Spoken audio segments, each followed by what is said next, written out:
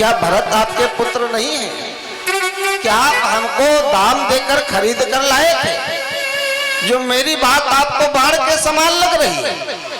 सो सुनि सरो असलाग तुम्हारे, अब काहे न बोलो बचनो हकारे।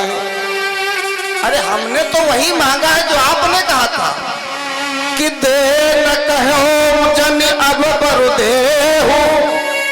आपने ही देने को कहा था, इसी मुख से देने के लिए कहा था, अब इसी मुख से मना कर दो।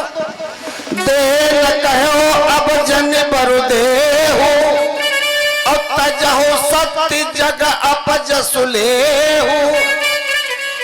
आप मना कर दीजिए। महाराज दशरथ ने सोचा ये रघुकुल की रीत है। सतवादी था नप हरिश्चंद्र, जिसने सत तजा न संकट में, जिसने तज सता, जिसकी सच्चाई का चिराग जगमगा रहा है बरगद में।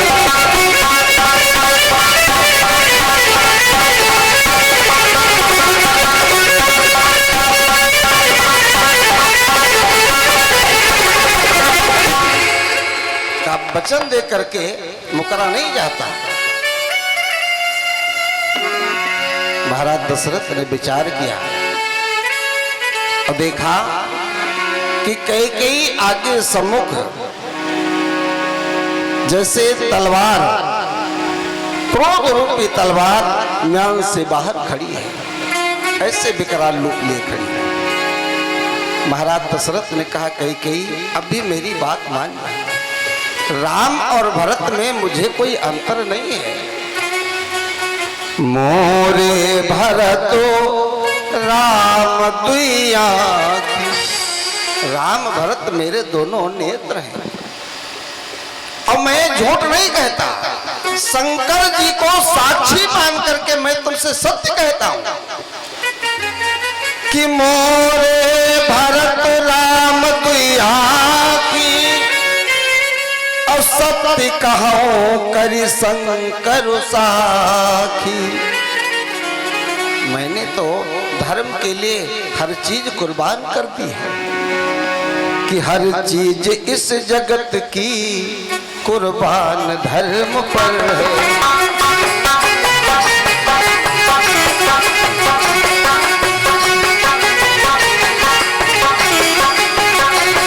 हर चीज इस जगत की कुर्बान धर्म पर है। वो भंगी के घर बिके थे पुर के हमारे साथ,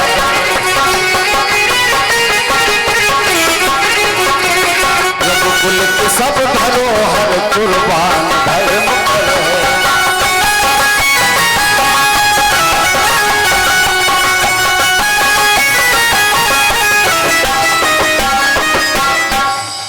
अवश्य दूत मैं पठेब, प्रातः आई है बेग सुनत दो भ्राता। मैं सुबह दूत भेज करके और भरत शत्रुघ्न को बुला लूंगा। राम शपथ सत कहूं सुभाओ, और राम मातु कछु कहो न काऊ। अगर तेरे मन में शंका है कि राम की माता कौशल्या ने इस बारे में मुझसे कुछ कहा है, उसने आज तक कभी ऐसा कुछ नहीं कहा। हाँ, अब मुझे विश्वास हो गया कि मेरे साथ ऐसा क्यों हो रहा है कि मैं सब कीन तो ही बिनु पूछे।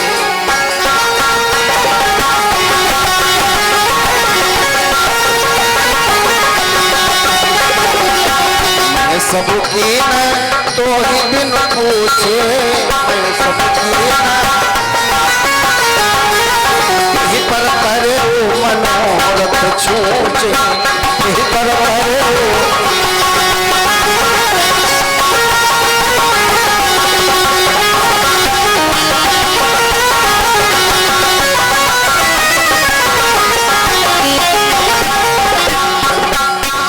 महाराज दशरथ ने विचार किया, मैं समझ गया कि हमारे साथ ऐसा क्यों हो रहा है। बाबा गोस्वामी तुलसीदास जी ने लिखा है, मैं सबकी न तो ही बिनु पूछे, अब ते ही पर वो मनोरथ छूछे।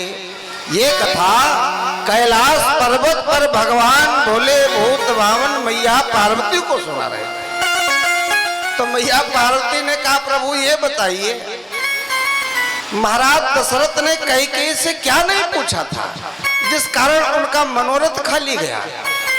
भगवान भोलेनाथ मुस्कुराए, कहा, भवानी सुनो हम बताते हैं। एक बार महाराज दशरथ शिकार के लिए गए थे और कैकेयी भी शिकार के लिए गई थी मर्दाने भेष में। तो जिस शिकार का निशाना महाराज दशरथ लगा रहे थे, तो महाराज दशरथ निशाना लगाते रहे और कैकेयी शिकार लेकर के चली गई। महाराज दशरथ ने सोचा, इस संसार में मेरे निशाने को ऐसा कौन भी रहे, उसके पीछे पीछे चल दिए।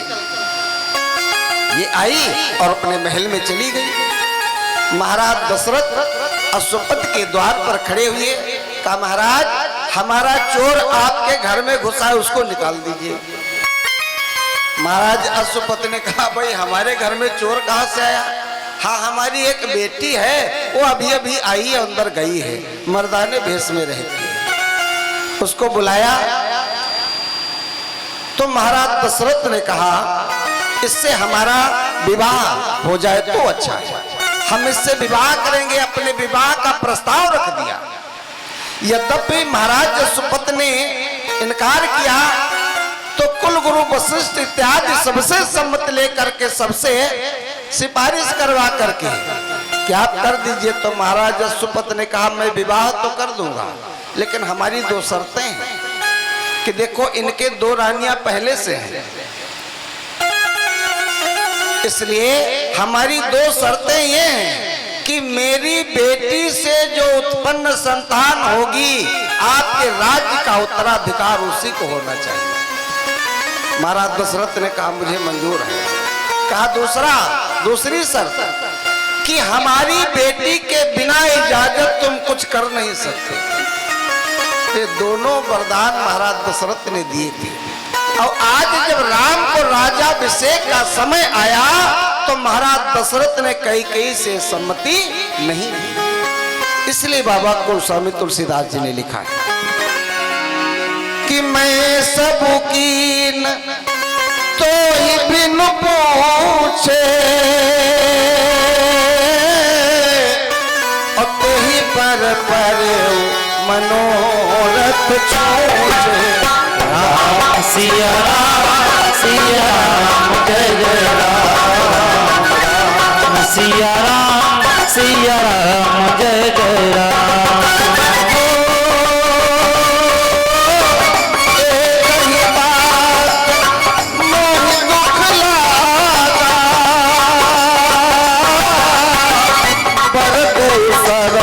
असमंजस मांगा, राम सिया राम जय जय राम, सिया राम जय जय राम।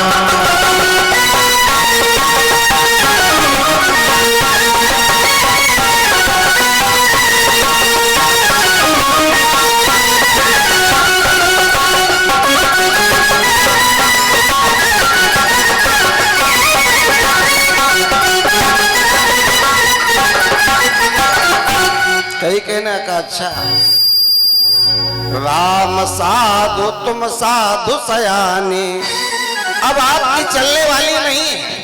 राम साधु हैं और तुम भी बहुत होशियार हो, इसलिए राम मात भली सब पहचाने। अब मैंने राम की माता कौशल्या को भी भली बात समझ लिया है।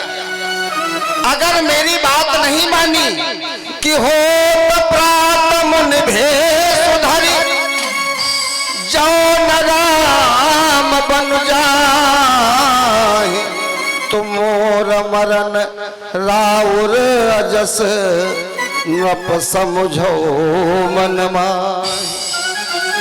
अगर सुबह होते ही राम 14 वर्ष के लिए वनवास में गए, तो या तो मेरा मरना तय है या आपका अपयस। महाराज दशरथ ने कहा कि रानी रानी आंचल पसार। महाराज दशरथ ने समझ लिया कि मेरा मस्तक भी मांग ले, लेकिन राजी हो जाए, राम को वन को न जाने दे। वास्तव में स्त्री के बहाने मेरी मृत्यु सिर पर खड़ी है। जा कि रानी रानी आंचल पसार, कर जाले और दान भी।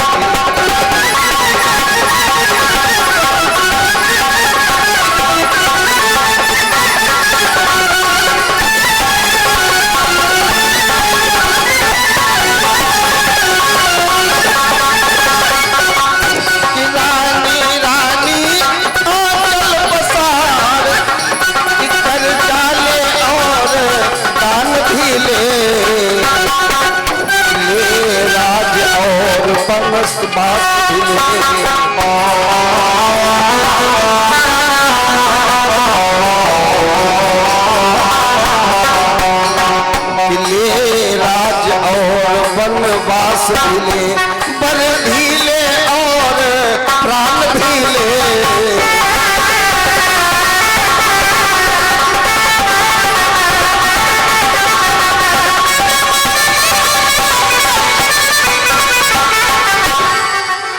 यह कहते कहते विकल हुई, आ गई निराशा सावे।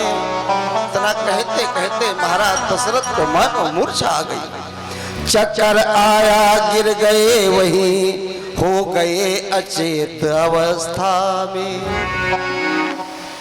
काब तुझे जो अच्छा लगे सो कर, अब तो ही नीक लागो कर सोई। लेकिन एक काम कर दे कि लोचन ओट बैठ मुँह गोई। अब तो मुझे अपनी शकल न दिखा, मेरी नजरों के सम्मुख हट जा। तो इतना कह करके राम राम रटने लगे। राम राम रट विकल भुआलू, जन बिनु पंख विहंग बेहालू।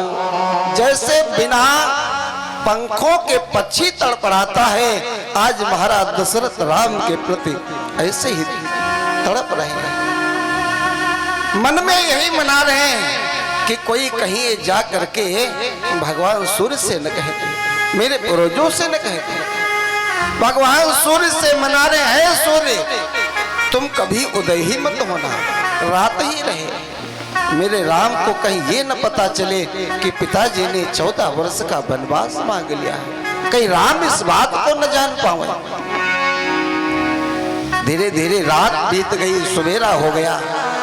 और महाराज दशरथ का एक नियम था, वे प्रातः उठते थे, लेकिन आज धूप निकल आई, महाराज दशरथ बाहर नहीं आए। पिछले पहर भूप नित जागा, और आज हम ही बड़ अचरज लागा। समस्त सचिव मंत्री दरवाजे पर हैं, सभी संकोच करें। आज कारण क्या है कि महाराज दशरथ बाहर क्यों नहीं आए? मंत्री सुमंत को भेजा गया, कहा जाओ पता लगाओ। मंत्री सुमंत जब गए तो महल बड़ा भयानक लग रहा था।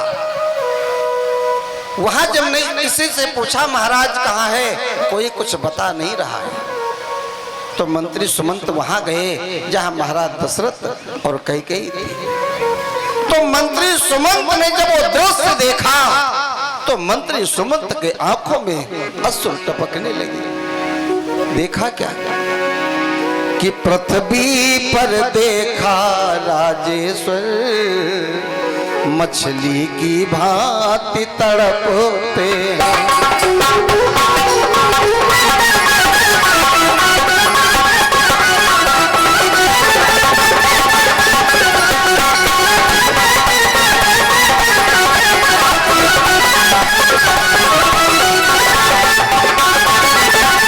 और जब आंखें कुछ खुल जाती हैं तो राम राम ही रखते हैं।